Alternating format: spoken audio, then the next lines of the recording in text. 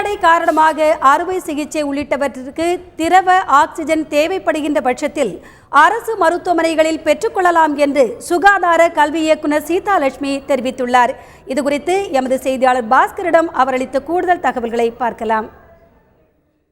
மழை மற்றும் வெள்ளம் பாதித்த பகுதியிலிருந்து எத்தனை உடல்கள் பிரேத பரிசோதனைக்காக ராயப்பட்டு மருத்துவமனைக்கு வந்துள்ளதாக என்பது குறித்து சுகாதாரத்துறை இயக்குனர் கீதாலட்சுமியிடம் கேட்போம். மழை வெள்ளம் மற்றும் அதன் பாதிப்பினால் எத்தனை பேர் உயிரிழந்து அவங்களுடைய உடல்கள் பிரேத பரிசோதனைக்கு வரப்பட்டிருக்கிறது? தனியார் மருத்துவமனையிலேருந்து எத்தனை உடல்கள் பிரேத பரிசோதனைக்காக வந்துள்ளது? அதாவது இப்போ தனியார் இப்போ மருத்துவமனையிலேருந்து பார்த்திங்கன்னா 14 பாடி வந்திருக்கு.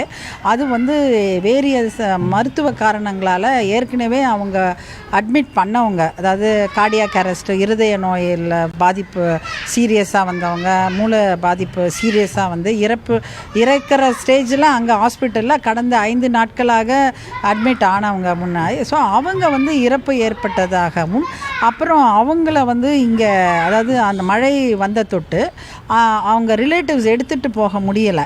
அதனால் அவங்கள்ட்ட கோல்டு ஸ்டோரேஜ் இல்லை, அந்த மருத்துவமனையில் கோல்டு ஸ்டோரேஜ் இல்லாத தொட்டு பக்கத்தில் இருக்கும் இங்கே ராயப்பேட்டா மருத்துவமனையில் உள்ள மார்ச்சரிக்கு கோல்டு ஸ்டோரேஜ் ஃபெசிலிட்டி 60 பாடி வைக்கிற அளவுக்கு புதிய கோல்டு ஸ்டோரேஜ் மார்ச்சரி இருக்குது. ஸோ அங்கே வைத்து கொள்ள வேண்டும் என்று அவர்கள்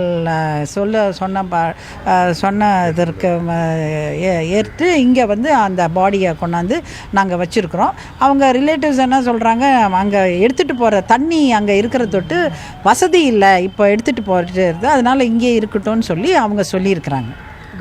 அவங்களுடைய உடல்கள் எப்போது பிரேத பரிசோதனை செய்யப்படும்? உறவினர்கள் அடையாளம் காணப்பட்ட பிறகு பிரேத பரிசோதனை தொடங்க முடியுமா? இல்லை, பிரேத பரிசோதனை அவங்க அடையாளம் காணப்பட்டு இன்குவெஸ்ட் வந்த அப்புறம், போலீஸ்லேருந்து இன்குவெஸ்ட் வந்த அப்புறம், மருத்துவமனையிலேருந்து அவங்க ரிலேட்டிவ்ஸ் வந்த அப்புறம் தான் அந்த பிரேத பரிசோதனை உடனடியாக அவங்க கையில் கொடுத்துருவோம். சென்னை மற்றும் பல்வேறு பகுதியில் மின் தட்டுப்பாடு நிலவுகிறது. தனியார் மருத்துவமனையில் போதுமான அந்த ஆக்சிஜன் ஷார்ட்டேஜ் இருக்கிற மாதிரி தகவல்கள் கிடைக்கப்பட்டிருக்கிறது. அது குறித்து ஒரு விசாரணை நடத்தி தேவையான அளவுக்கு அவங்க ஆக்சிஜன் கிடைக்கிறதுக்குண்டான நடவடிக்கையை அரசு மேற்கொள்ளும். ஆமாம், இப்போ பார்த்தீங்கன்னா நம்ம மாண்புமிகு முதலமைச்சர் அம்மா அவர்கள் ஆக்சிஜன் தட்டுப்பாடு இருக்கக்கூடாது என்ற ஒரே ஒரு காரணத்தினால் எங்களுக்கு ஒரு அவசர நடவடிக்கை எடுக்குமாறு செய்திருக்கிறார்கள். அவங்க உத்தரவின்படி நாங்கள் ஆக்சிஜன் சிலிண்டர் ஸ்டாக் பண்ணி இப்போ வேரியஸ் இடத்துல இருந்து, சவுத்தில், கோயம்புத்தூரில், எல்லா இடத்துல இருந்தும் இப்போ ஆக்சிஜன் கொண்டாந்து போதிய அளவு எல்லா மருத்துவக் கல்லூரி லிக்விட் ஆக்சிஜன் கேஎம்சியில் 3 லோட் ஆஃப் லிக்விட் ஆக்சிஜன் வச்சுருக்கிறோம், லாரிஸ் வச்சுருக்கிறோம்.